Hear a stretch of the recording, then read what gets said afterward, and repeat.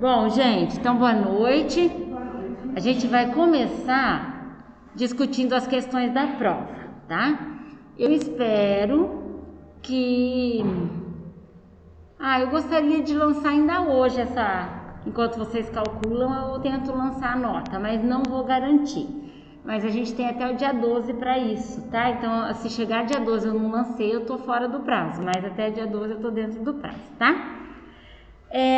Então vamos lá, vamos discutir cada questão aqui, que é uma forma de vocês aprenderem também, né? Vamos começar pela questão, olha, com relação ao ferro. O ferro que compõe os alimentos encontra-se em duas formas, ferro M e não M. Por isso, o ferro do alimento não é absorvido de modo uniforme. A absorção dele depende de fatores dietéticos e fisiológicos. Quanto ao fator dietético, relacione o tipo de ferro com suas características. Qual é o ferro entre o M e o não M que está presente em alimentos de origem animal e vegetal? Não M. A vitamina C auxilia na absorção do ferro? Não M.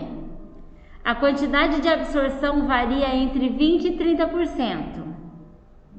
O M, porque o não M varia entre 3 e 8 e o M entre 20 a 30. As carnes, peixes, aves e derivados de carnes o contêm. M. A biodisponibilidade da dieta interfere em sua absorção. No não M, porque o M ele vai ser absorvido independente da biodisponibilidade. A combinação do prato de feijoada, couve, vinagrete e laranja, tem como finalidade melhor absorver o ferro? Não é. Então vejam só, gente, até esse é um exemplo que é empírico. Por exemplo, quando a gente come feijoada, é inacreditável como é de praxe ter a couve, ter laranja, ter vinagrete, ou não acontece na casa de vocês isso? E não é... E se a gente for ver... Olha, gente, a fumaça. E se a gente for ver, a ciência, ela existe porque existe um conhecimento empírico. Exemplo. Um dia, as avós de vocês, bisavós, tataravós, falou assim, vou fazer feijoada e a gente tem que, e é bom depois chupar uma laranja. E as pessoas falaram, tá bom, é bom, né? Por quê, vó? Porque é bom pra saúde. E aí as pessoas, é bom comer um vinagrete também, é bom. Vamos estudar por que existe isso? E aí a ciência mostra. Esse prato é exatamente para melhorar a absorção do ferro do feijão. Né? Então, existe um conhecimento por trás disso. Claro que tem coisas empíricas que não têm fundamento. Por exemplo, comer manga e tomar leite. Comer manga e tomar leite, todo mundo fala assim, a sua avó, a minha, né? Fala, não come não, que você vai passar mal. Mas não é. Quando foi estudado, não existe isso. A questão é que teve uma época que os escravos, os patrões, né? Como é que é o nome? Esqueci o nome. Eles tinham um pé de manga, né? E aí os escravos chegavam de noite, vamos chupar manga. E aí os patrões falavam assim, você chupou manga? Então não pode tomar leite, senão passa mal. Por quê? Era mais barato dar a manga para ele do que o leite, né? Então, realmente não existia uma ciência de que faz mal, mas era algo que foi feito para um momento histórico, né? Mas que não trouxe nenhuma comprovação. Já o exemplo da feijoada É um conhecimento que as nossas vós, vizinho, tio, mãe pratica, a gente também pratica. Quando a gente compra um cartão de feijoada, vem tudo isso. E existe um conhecimento científico nutricional por causa disso, tá? Então, a opção era exatamente essa, né? 2, 2, 1, 1, 2, 2. Não, deixa eu ver se era essa mesmo. Não, está presente nos alimentos de origem animal e vegetal. Era não M, 2. Vitamina C, 2. A quantidade 1. Biodisponibilidade interfere na dieta, 2. Combinação 2. É isso mesmo. 2, 2, 1, 1, 2, 2, tá? Vamos para a próxima. Dúvida, vocês falem.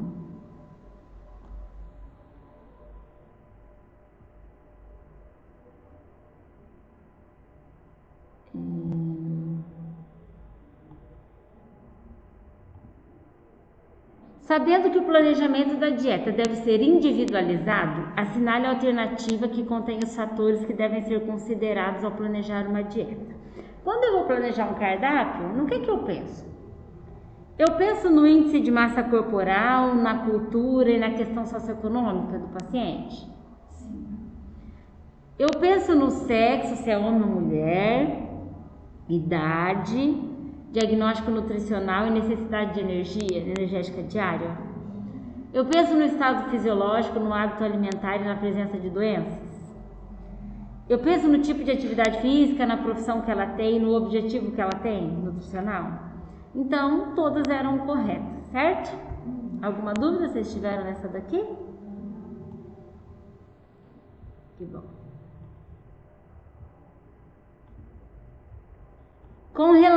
Considerando os pacientes abaixo, classifique a dieta em hipo, hiper ou normocalórica. Como que a gente faz esse cálculo? Para saber se é hiper, hipo ou normocalórica. Eu pego o valor calórico total e divido pelo peso da pessoa. Aí eu vou ver quantas calorias por quilo ela está consumindo. De 20 a 25 é hipo, de 25 a 30 é normo e mais que 30 é hipercalórica, certo? Então, uma mulher de 30 anos e 55 quilos com dieta de 2.200 quilocalorias. O que vocês me dizem? Façam aí a conta. Ó, dieta de 2.200 calorias dividido por 55, quanto que dá, Ju?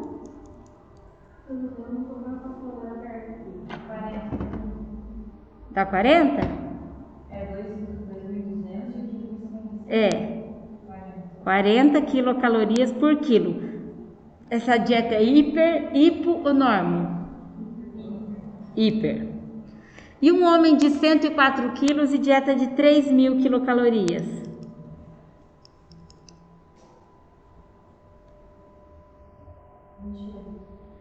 É hipo, hiper ou normo? Normo, muito bem.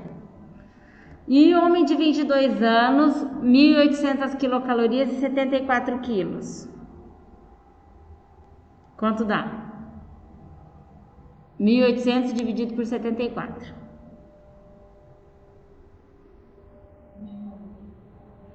24. É hipo, hiper ou normo? Hipo. E uma mulher de 55 anos, 1.900 quilocalorias e 70 quilos.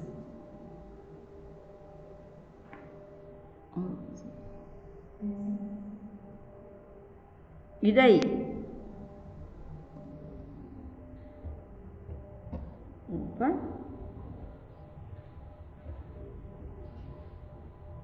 (1.900) dividido por 70. 27. Então, esse aqui é normo. Então, a resposta era hipernormo, hiponormo, tá? Eu consideraria tanto quem responderia hipo ou normo. não posso considerar errado. Só que como era uma questão de assinalar, né? Por isso que eu, na hora, refiz o cálculo. Porque eu falei, eu não ia pôr uma questão de assinalar, podendo ter duas respostas, entendeu? Próxima questão. A número 4. Com relação ao planejamento alimentar para o indivíduo saudável, escolha a correta, né? A salada dispensa o consumo de vegetais refogados? Sim, não? Não. A proporção de arroz e feijão deve ser de 3:1? Qual que é a proporção? 2:1. Deve conter 6 refeições diárias? Não é um dever. Né? É recomendado acima de 4 para mais, mas não é um dever. Os cereais devem ser consumidos preferencialmente na sua forma integral? Sim. E para fazer a adequação nutricional de um cardápio, meu parâmetro é a EAR? Quando eu olho lá, professor, eu sou meio ferro, deu 18 miligramas. Será que está certo ou errado para essa pessoa aqui que está no meu consultório? Eu vou olhar em qual tabela para eu falar se está certo ou errado? EAR, RDA, UL ou AI? RDA. E se fosse para um grupo? EAR. Muito bem. Vamos para a próxima. Considerando a paciente com 24 anos, 62 quilos e 1,70 de altura, o diagnóstico nutricional é quando eu faço o IMC dela, que tem 1,70 de altura e 62 quilos. Quanto que dá?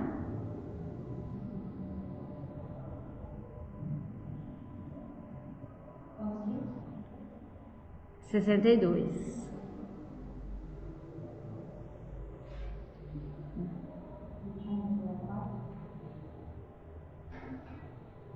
21,4. Ela é eutrófica. Portanto, meu objetivo com relação ao seu peso é manter. Assim, quando eu for calcular a necessidade energética diária dessa paciente pela fórmula da EER, devo utilizar o peso que ela deveria ter ou que ela está? O que ela está. Muito bem.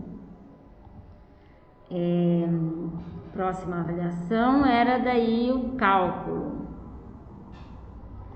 Aplique os conceitos adquiridos. Professor de educação física, instrutor. Acorda às 6h15 da manhã e vai dar aula de natação. Volta às 8h30 e vai ao posto de saúde aplicar exercícios físicos para os idosos por 1 hora. Com os idosos é preciso fazer exercícios juntos. Às 3h, volta à escola de natação, onde dá aula até às 8 da noite sem intervalo. O professor não faz exercício junto com os alunos de natação, ele somente instrui. Essa rotina se aplica para 5 dias da semana e nos finais de semana joga bola por 1 hora com os amigos. Qual é o coeficiente de atividade física dessa pessoa? Vamos pensar. Ele é um instrutor de educação física que dá aula de natação e que orienta atividade física para idosos. Com os alunos da natação, ele não faz atividade física, ele instrui, então não muda em nada para mim. Eu tenho que considerar que com os idosos ele faz junto 5 horas por dia, mas se é com o idoso, pode saber que a atividade não é intensa, né, gente? Então, ele faz 5 dias por 1 hora. 5 vezes 60 minutos, 300 minutos. Tá. Só que no final de semana, ele joga a bola por 1 hora com os amigos. Então, ele faz mais 60 minutos. Dividido por 7 dias, ele faz 51 minutos de atividade física por dia. Que é 5 vezes na semana 1 hora, mais um dia de 1 hora um pouco mais intensa. Se eu for classificar ele lá pela ER, para ele ser ativo moderado, ele teria que fazer 60 minutos de atividade moderada por dia e não chega nem a 60, quanto mais moderada, porque com o idoso não é moderado, certo? Então, o coeficiente de atividade deste professor, se eu não me engano, é 1,11, mas eu vou confirmar. Gente, o meu mouse sumiu daqui. Achei. Por isso, não é 1,25, tá? Deixa eu abrir.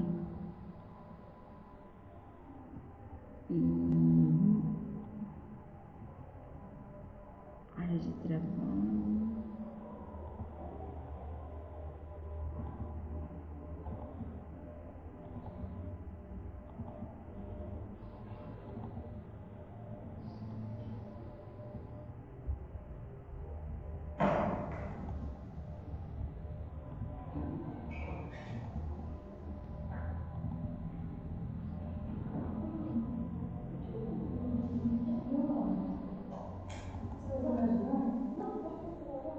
Como que é seu nome? Ah, é a Maria Eduarda. Você é a? Bruna. Aniele. Maria Eduarda. Ju. Larissa. Aí. Ó. O fator atividade é 1,11, viu, pessoal? Porque a atividade física é atividade física moderada, pois ele faz menos de 60 minutos de atividade física diária, não moderada, né? Leve. Pois ele faz menos de 1 hora de atividade física diária, se a gente for distribuir tudo isso. E eu não posso considerar do idoso na natação, porque está escrito que ele não pratica. Se ele fizesse, isso iria mudar. E aí, quando eu coloco esse 1,1 na fórmula da ER, esse valor dá 2.992, certo?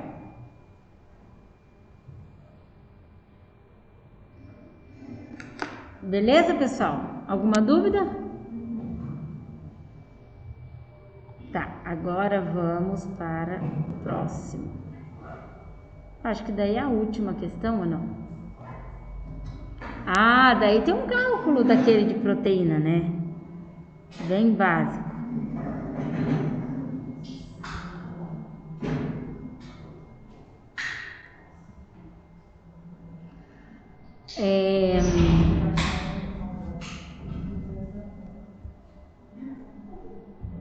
Deixa eu abrir aqui o meu.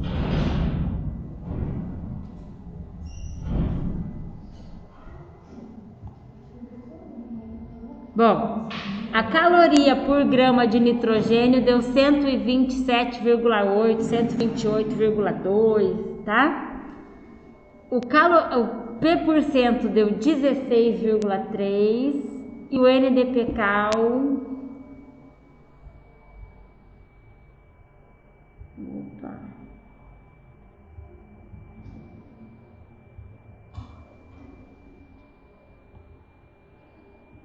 8,52.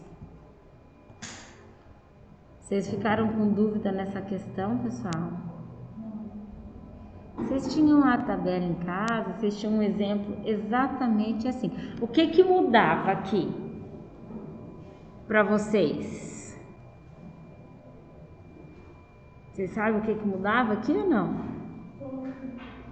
Não, do exercício que eu dei? Não, né? A única coisa que mudava é que ele estava distribuído de uma forma diferente do da aula, mas ele era exatamente a mesma técnica. Quem fez a formativa, quem sabia resolver isso aí tranquilamente. Quem não fez é que deve ter, né, ficado com um pouco de dificuldade, certo? Deixa eu ver o que mais que temos aqui para corrigir. Ah, tem mais aqui. Assinale a alternativa que corresponde à avaliação proteica desse cálculo que vocês acabaram de fazer. Era uma dieta com quantidade de energia inadequada para a quantidade proteica, fazendo com que a proteína seja usada para finalidade energética. Foi uma dieta com quantidade de energia inadequada para a quantidade proteica. Além disso, mostra que a dieta tem baixa disponibilidade proteica. Foi uma dieta com quantidade de energia adequada para a quantidade proteica, porém com proteína de baixo valor nutricional. Uma dieta com quantidade de energia adequada, além disso, mostra que a dieta tem boa disponibilidade proteica. Ou nenhuma das alternativas? Que ela estava adequada e mostra boa disponibilidade proteica. O P% deu um valor assim, acima do limite, 16 deu acima de 15. Então a gente subentende que tem um pouco mais, ou tem pouca caloria para proteína ou um pouco mais de proteína. Quando eu faço o NDPK, ou caloria por grama de nitrogênio dá 128, também me mostra uma quantidade até grande de proteína. Mas esse valor eu não posso falar que uma dieta está inadequada. E além do mais, na hora que eu olho a qualidade proteica, está boa, né? Um valor de NDPK acima de 8 tem que estar entre 6 e 10. Então, embora ela pudesse ter mais calorias, ela ainda estava considerada adequada e tem qualidade proteica essa dieta, tá? Vamos ver o próximo.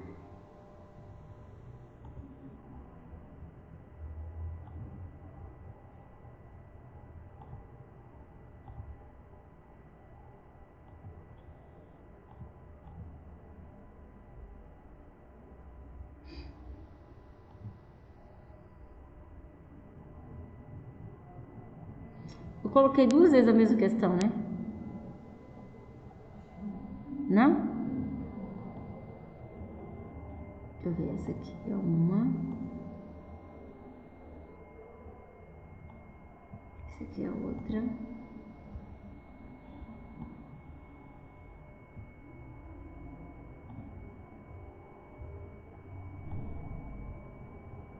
Ah, tá.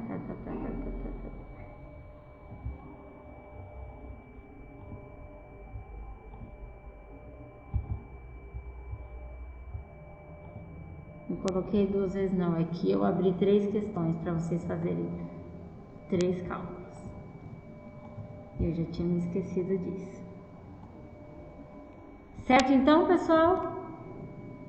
Então, depois eu vou postar a nota de vocês, tá bom? Agora vocês já sabem mais ou menos se vocês erraram ou o que erraram.